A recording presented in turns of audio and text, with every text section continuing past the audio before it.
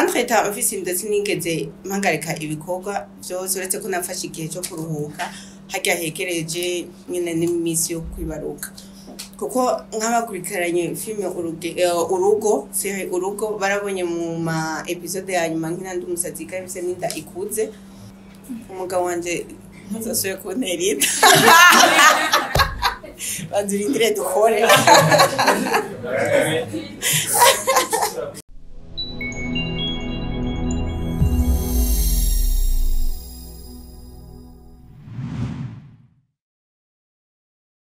kibanza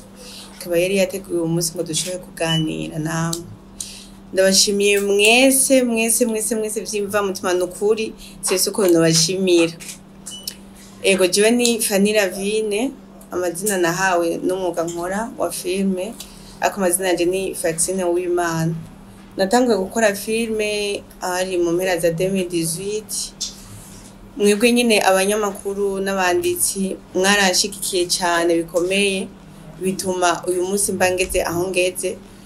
nukuri Imana ibahumugisha cyane gose ego uyu munsi rero icyo cyatuzanye ngaha kwa kubashikiriza igikorwa gishasha ngiye kubaha cha filme yitwa Data nayo maze igihe kinini ariko ndaboneka ntako ndakora filme ku mpamvu zo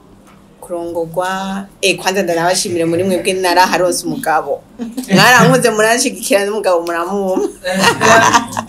ego rero akintwara naragiye murabizi nyene ivy'abageni no gutwara inda no kuvyara ntivyakunda uko nguma ku murimo uko bisanzwe ngo ngume ndabaha izindi film rero hari hazi igihe kinini ariko ndaboneka nico gituma navuze ati uyu munsi vyompimbara cyane babene Data tuganiriye kugira ndabamenyeshe ko nagarutse mu kikorwa bongere banshigikire rero ni série izo yitwa Data nkuko bisanzwe murabizi uko nkora filme zishingiye mu miryango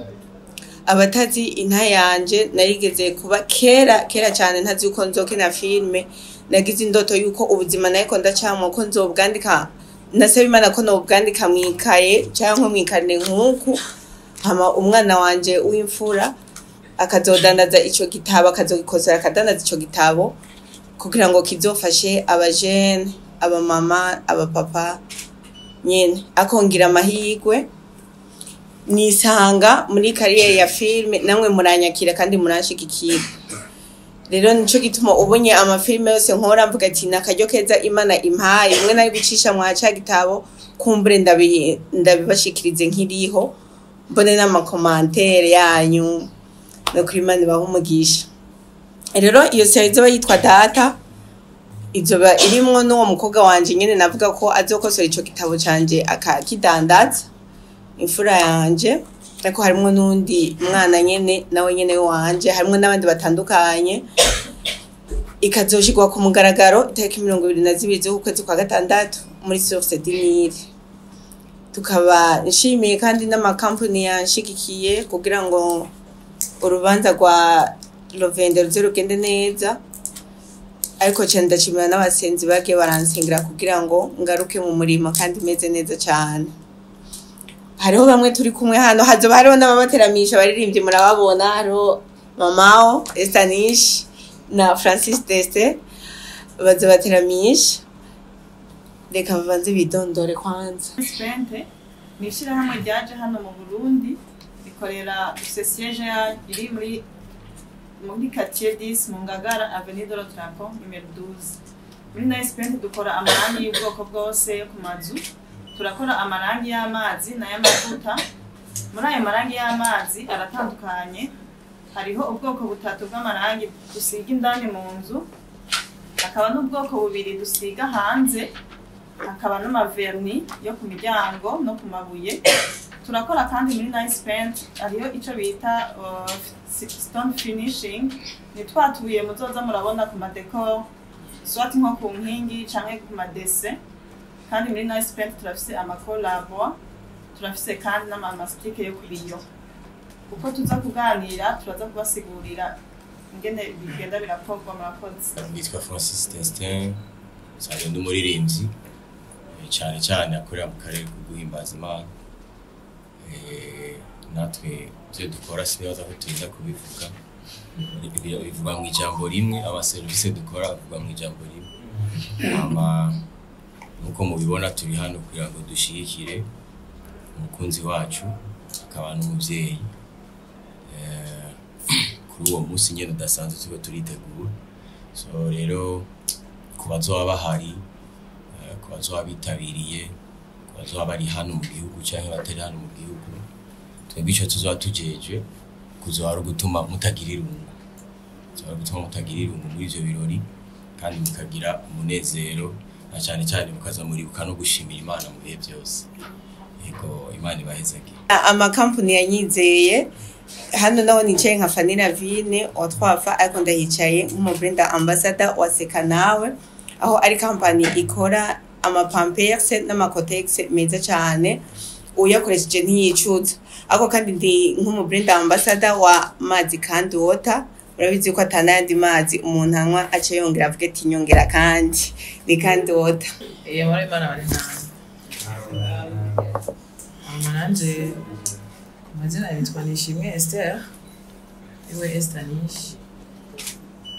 hano ndahari naje gushigikira ibikorwa vya mama lawo ngaha anye Fanny Vine turamwemera cyane kandi murabizi ko ari novuga ko mu baserukizi b'amakinyi b'amareresi akomeye cyane mu gihugu rero ndahari nka jewe umuririmbyi nzoba ndiko ndanima ngira ngo muri iyo soirée amakandi nkaba nasabye na brand ya Mugwedengwe House ariyo maison navuga ko ndiko ndashaka kuduza muri no minsi muri iyo maison nzoba harimo ibikorwa vya studio recording photo na video shooting ngira ngo n'ibindi pembeni n'ishure ryo kwigisha abantu bifuza kuvuza instrument ariko ico cy'ishure kiracyari muri rêve nikirabasenda rero ndi hano kubwiyo mpamvu rero ngira ngo tuzoba turitegura kuryosha ibirori bya 22 juin tukagira ngo sinobivuga byose mugabo ndabemereye ko bizoba biryoshye sana turakwizeye zina nkaba nitwa Ndayishimiye Nini nkaba nkora muri societe bita DS Telecom Imprimerie natwe turi hano nk'abantu basanzwe partenaire basanzwe bakorana na Fanny Vine ukumushigikira nitwe dukora utu block note muri twe turakoresha hano nk'aya mabni bash mubona inyuma yacu nitwe twabisohoye DS Telecom rero ni iki isanzwe ari Imprimerie ikorera hanyene mu gisagara ca Bujumbura dukorera Avenue Pierre Ngendandumwe Central Building numero 301 aho benshi bamenyereye etage bita kwa Kabwa mu byo dukora harimo ama impression turagira ama impression ku mipira ku nkofero ku mitaka ikintu cyose umuntu yifuza kijanye na visibility yego turi ngaha rero nkabaje kumushigikira natwe ko turashikira abanyempano murakoze cyane okay nibaze ko bitahuritse mwavyumvise aba n'izindi companies zitaje mubona mu ngaho harimo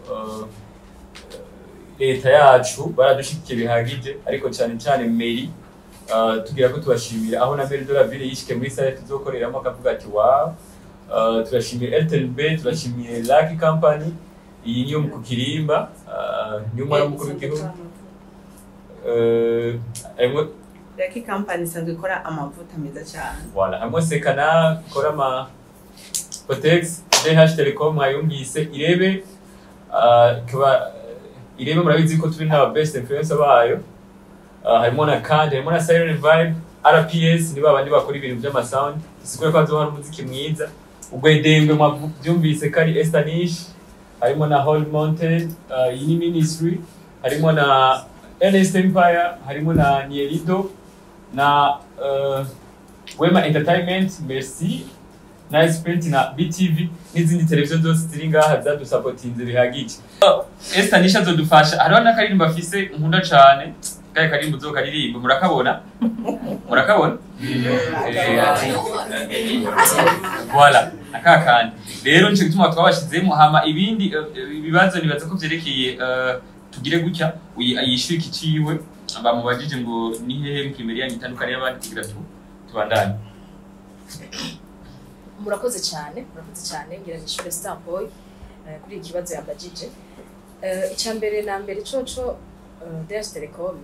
ari tandukanye n'izindi, turatanga service de qualité, ariko ndavuga service de qualité bashaka kubabwira ibintu bisohowe neza ku buryo bugezweho. Dusanzwe dufise ivyuma bitandukanye biri kuri iki gihe nyene bishobora gusohora qualité nziza cyane. Hama ikigira kabiri mbashatse kubabwira rapidité. Ndiko ndavuga rapidité nshatse gusigura ikintu kijanye n'umwanya. Urabizi ko umwanya n'amafaranga umuntu wese abakeneye ikintu kinyaruka bivanye n'uko asanzwe afite izindi gahunda ziwe. Ego turashobora kugukorera ikintu mu mwanya muto uvyifuza. Mu kindi gira gatatu no sigura turagira dusanzwe tworohereza n'abakiriya tutari hafi.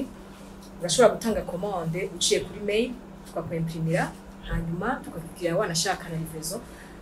Mu gihe no munsi usanga rimwe na rimwe abantu bamwe uburyo déplacement ziriko ziragorana kumbura ugasanga ntibikoroheye ushobora gushika ku biro iwacu utora ivyo bintu. Yego urashobora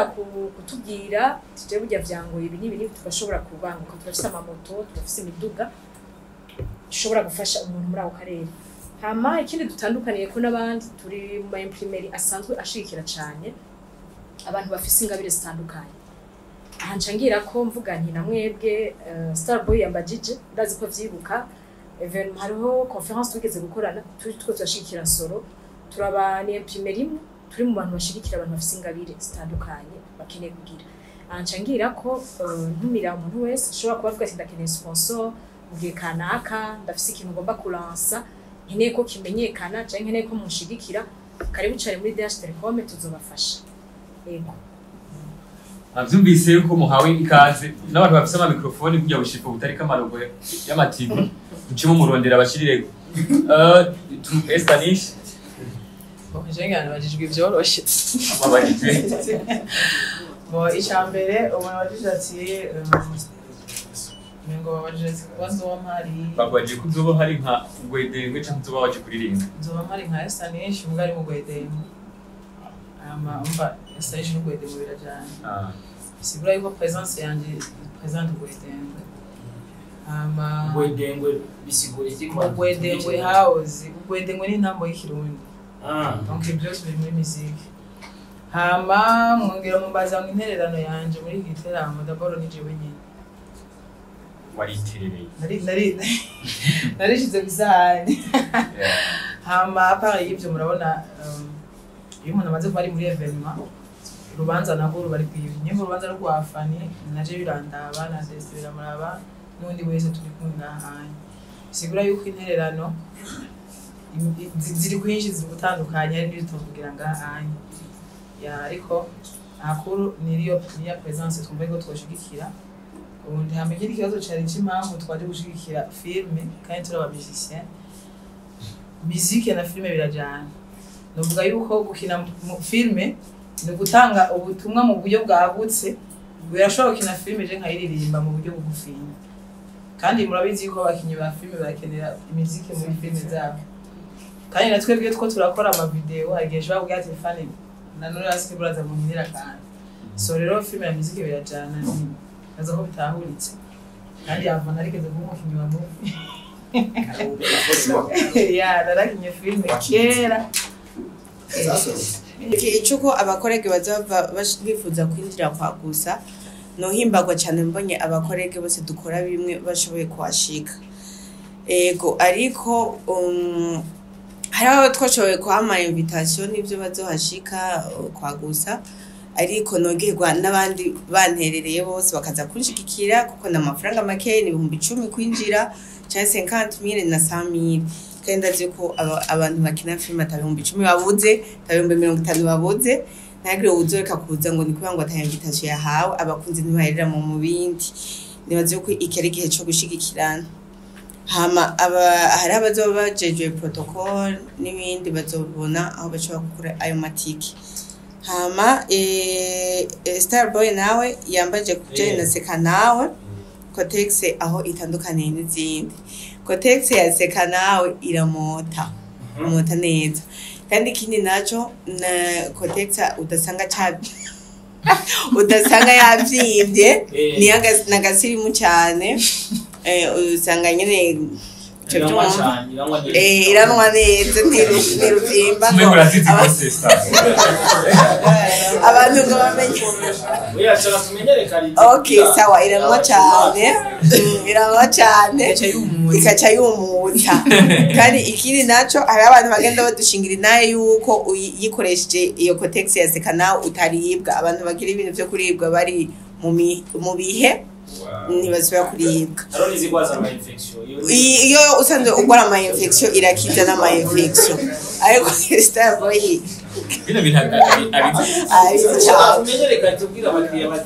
ego iravura n'ama infection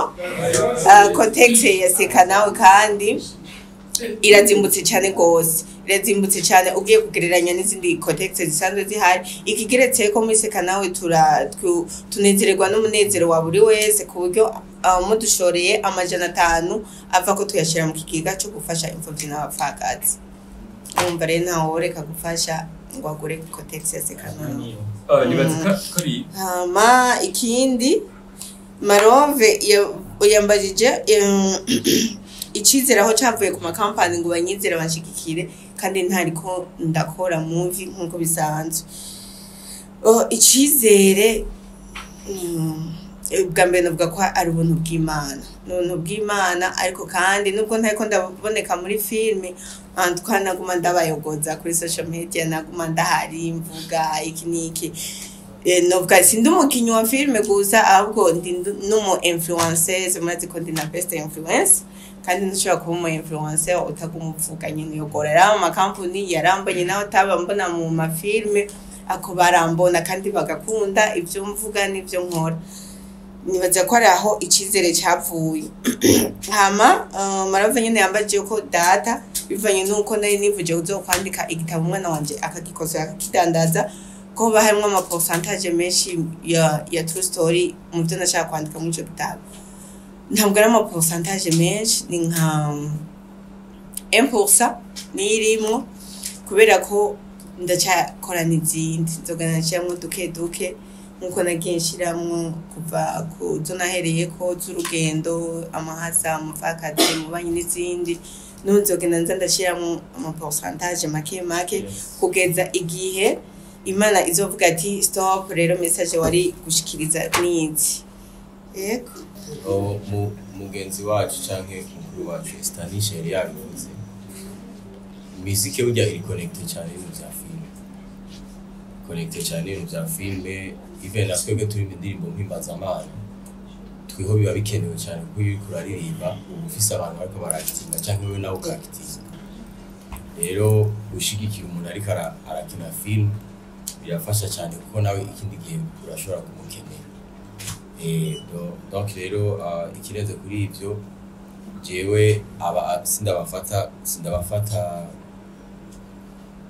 nkuko nyene ko abakinyi ba filme gusa ariko ndabafata nk'umuryango kuko inyuma y'ubuzima bwa filme cyangwa ubuzima bwo kuririmba n'abantu batwashitse inshuti rero kubashigikira ndabikora n'umutima ubikunze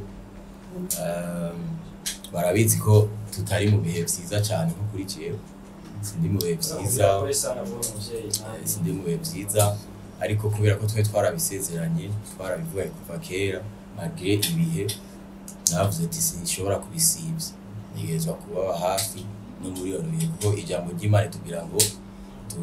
tubabarane n'ababaye kandi tunezerane kandi nabo mwarabibonye ko ariho bari baraje kubabarana nanje nabo no mu gihe cyabo cy'umunezero tubana tukanezerana rero mwese nta utabizi yuko hano bantu ari abantu badasanzwe ku gihugu cyacu nta utabizi ko ari abantu bariko barakora twebwe mu karere kacu ka muzike turateramisha abantu tugafasha abantu guhimbaza Imana ariko aba nabo barigisha bagatuma umuntu amenya ibintu byinshi mu buzima biciye mu mafilme yabo bagatanga ama message rero urumva kubashikikira nk'ubutaye umwanya rero ayo ma connection rero abakenewe haba kuri jewe ama connection yabo haba kuri bona ama connection yanje kuko niyo muri ko muraraba filme Stanisha yari yabivuze murabizi ko mugenda murumva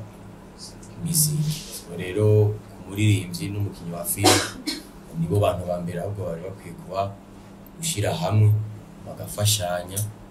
kugira ngo twese turi kugwa kimwe, twese turi kugwa kimwe no guteza imbere industry y'igihugu cyacu, no guteza imbere igihugu cyacu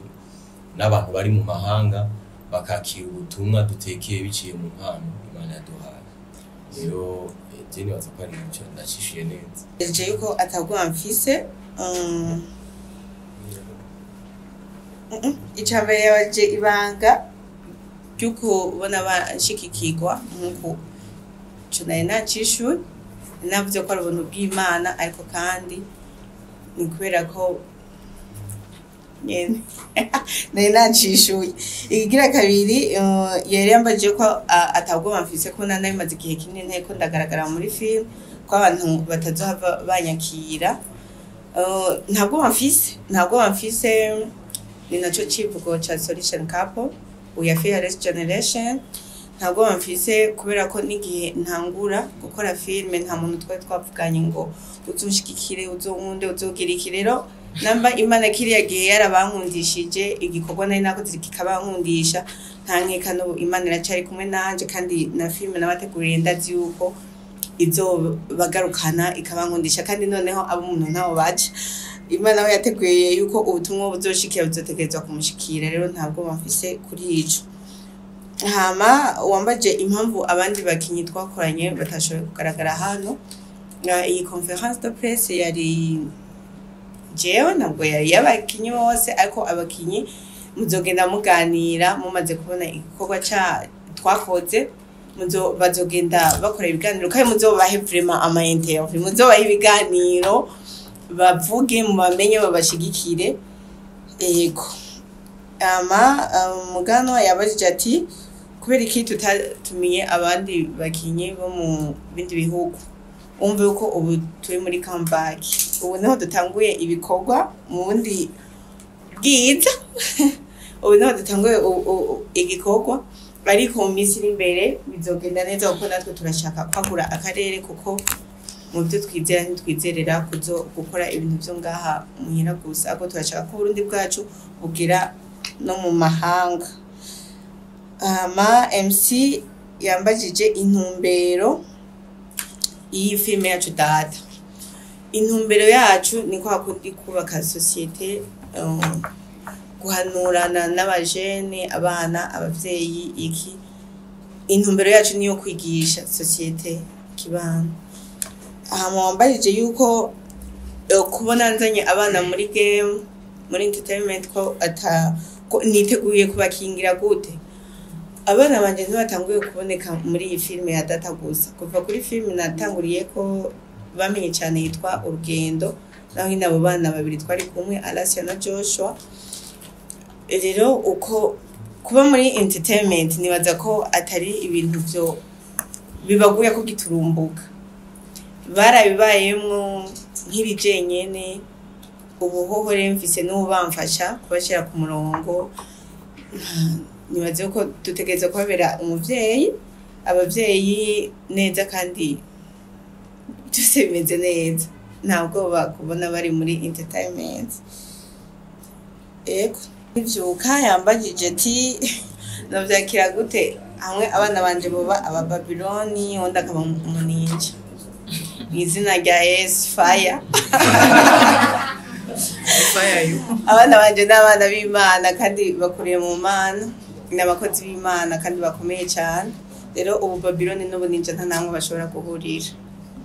Hama ica kabiri abdishambaje gishasha cyo bakiri muri Data, bishesha ni byinshi, nico gituma tubatumiriye kuzoza kwiraba muri benshi kandi muzoyikurikirane munayipartage. Bishasha sinoronka ico mvuga nico zigaza, ariko ndi byinshi cyane. Urumva ko tutoheba igihe kinini dukora amatonage tugira iki, duhebe uburyo nk'ubwo turiko turaheba mu gutegura ino evenema, tuzanye bya bindi nyene bishasha ni byinshi. Thierry nawe yambaje mu myaka 3 ico turiko turategekanya kugira ngo filme yacu kizobe yashitse ku rundi rwego. Mu myaka 3 inyishu tuba wayirose.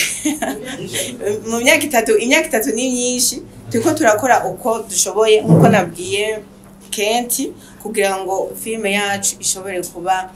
njabukamazi natwe tube international kandi bizoba vuba cyane. jewe icyo yambajije yambwiye yashyizeho hari ibanga naza ko hari ibanga nyine ntocishurira muri televiziyo ko yambajije ngo uko mubanze ibanga yo kunyuba umutima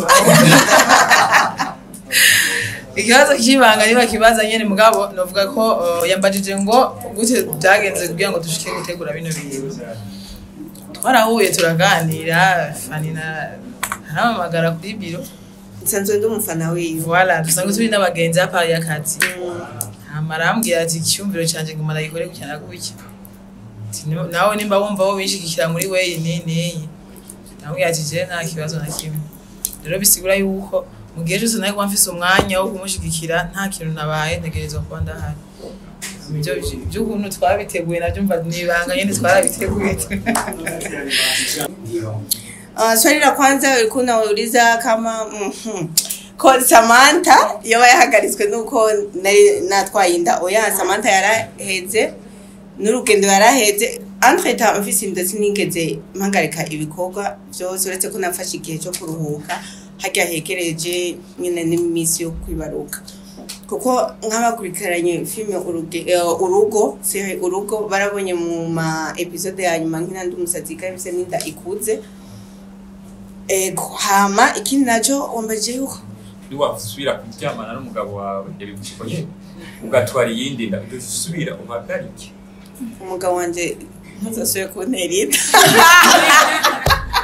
bazurindire dukore